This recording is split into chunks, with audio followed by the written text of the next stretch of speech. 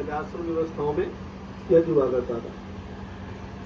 तो उन्होंने अपने यज्ञ का ब्रह्मा उद्दालक ऋषि को निमंत्रण दिया कि उद्दालक जी आप हमारे यज्ञ के ब्रह्मा बनो।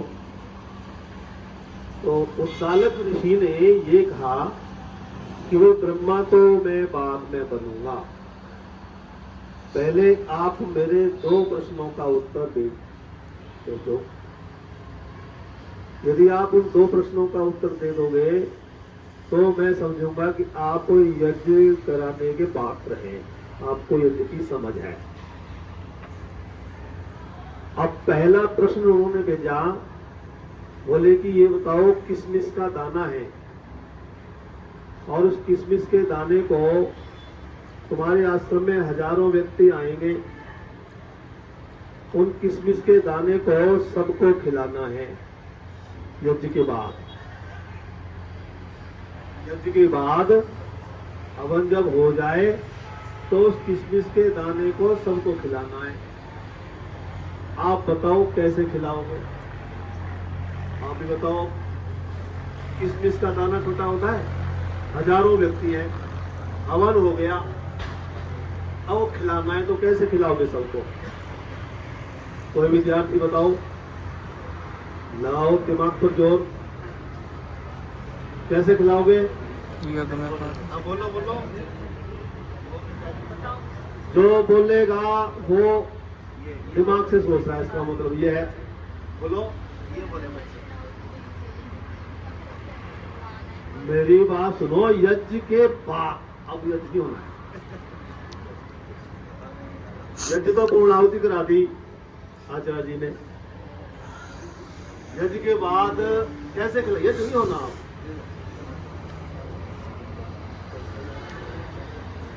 भाई किशमिश के दाने कैसे खिला दोगे? बताओ, आप खिला दोगे? लोग खिलाना है, नहीं खिला सकते। अब मैं आपको बताता हूँ। और कौन बता रहा था? तो वो उन्होंने लिख करके भेजा कि भाई ये उत्तर तो मेरे ब्रह्मचारी देंगे, मेरे बच्चे। और बच्चों ने लिख करके कहा कि यदि उस किशमिश के दाने को हम सिलबट्टे पर और जो बादाम वगैरह उसमें रगड़ेंगे चटनी की तरह, बादाम भी होंगे उसमें, किशमिश भी होगा उसमें, और भी, और उस चटनी को हम दूध में मिला देंगे जो सही सिंपल दूध आया हुआ है, और उस दूध को सबको पिलाएंगे। जितने आएंगे 1-1 गिलास 2-2 गिलास जितना पिएंगे, तो बताओ वो थोड़ा बहुत जाएगा कि जाएगा सबको? बताओ आप। तो ये लिख करके भेज दिया। तो उद्दालक ऋषि बोलते हैं कि इस प्रश्न का उत्तर तो सही है। दूसरा और बताओ जी, एक और भेजा। अब तिल का दाना, उसी तरह का तिल का दाना, अब वो सबको खिलाना है। जो लोग हैं वहां उनको भी, जीव जंतुओं को भी, पेड़ पौधों को भी। जो तुम्हारे घर का नहीं खाना चाहते, तुम्हारे जो दुश्मन हैं, वो कहते हम नहीं खाएंगे आपके घर का, आप हमारे दुश्मन हो, वो भी खाएंगे। और जिनको तुम खिलाना नहीं चाहते हो, उनको रोक नहीं सकोगे, वो भी खाएंगे। तो वो उस तिल के दाने को कैसे खिलाओगे? आप सबको खिलाना है, जिनको आप नहीं जानते उनको भी खिलाना है, पक्षियों को भी, पशुओं को भी, कीट पतंगों, ये सब वनस्पतियां भी खाएंगी। तो उस तिल के दाने को कैसे खिलाओगे आप? बताओ। हैं? पानी में डाल दोगे तो चिड़िया ऊपर को उड़ रही है, हम यहाँ बैठे, हम कैसे खाएंगे? दुश्मन के घर कैसे जाएगा? दुश्मन तो पानी पिएगा नहीं, हम नहीं पीते। भाई तुम्हारा पानी पता नहीं क्या मिला करके लाए होंगे। आप किसी बोलचाल नहीं है, आप क्या उस पानी को पिला दो किसी को? उसको नहीं पिलाओगे तो बताओ क्या है? अब सोचो थोड़ा। अब आया ये उत्तर, ठीक है ना जी। उस तिल के दाने को कूट पीट करके प्यारे बच्चों सामग्री में मिला करके अग्नि के सुपुर्द कर देना है। और वो अग्नि कई गुना बना करके ताकतवर और कई गुना गुणवान बना करके वो बहुत सूक्ष्म करके इस ब्रह्मांड में फैला देता है अग्नि को।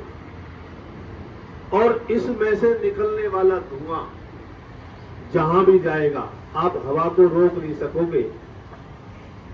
तो वो हवा जहां जहां जाएगी उस हवा की सुगंधी से उनके अंदर जाएगी, उसको व्यक्ति खाएगा, प्राणी जगत भी खाएगा, वनस्पतियां भी खाएंगी और दोस्त और दुश्मन सब खाएंगे। ये इतना महत्वपूर्ण अग्निदेव है जो देव यज्ञ आप कर रहे हो, इसकी एक एक प्रक्रिया बड़ी वैज्ञानिक है।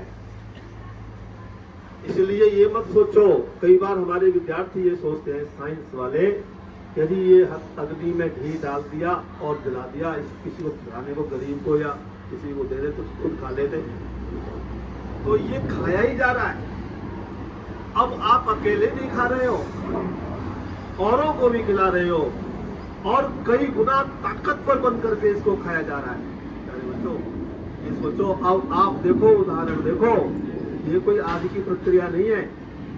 ये भाई हम ये भी या मैम प्रिंसिपल मैम साधना ही ने, इन्होंने भी सीखा प्राचीन ऋषियों की परंपरा, ये हमने ही नहीं कि प्राचीन परंपरा अग्निदेव की पूजा अर्चना करना और समस्त देव, इसको देव यज्ञ भी कहा जाता है। प्यारे बच्चों, जड़ चेतन सबको इकट्ठा यदि खिलाना है आपने किसी को, देवताओं को, कम समय में कम सामग्री से, तो अग्नि में डालो। अग्निर्वै देवानां मुखम, अग्नि को देवताओं का मुख माना गया है। इसलिए इस यज्ञ की बड़ी भारी वैज्ञानिकता है, एक एक प्रक्रिया वैज्ञानिकता है। मैं समय के अंतराल में अतिक्रमण नहीं करूंगा। 2 उंगलियां आप लगाते हो जब आचमन करते हो, जब आचमन करते हैं और अंग स्पर्श करते हो, तो ये हमारे शास्त्री जी बताते होंगे आपको, ऐसे पानी लेकर के 2 बीच की उंगलियां, एक बीच की और एक नामिका, इसको लगा करके और अंग स्पर्श करो, कराते हैं। अब ये देखो 2 उंगलियों का अर्थ क्या है, इनको लगाने का, भाई इन्हें लगा दो, ये लगा दो, एक लगा दो, चारों लगा दो, तो क्या उसके लिए कोई पाप कर्म तो नहीं है? भाई आपने किसी की हत्या थोड़ी कर दी, किसी का नुकसान, गाली गलौज थोड़ी कर दिया, आपने 4 उंगली लगा दी, लेकिन नहीं, ये एक उपदेश है।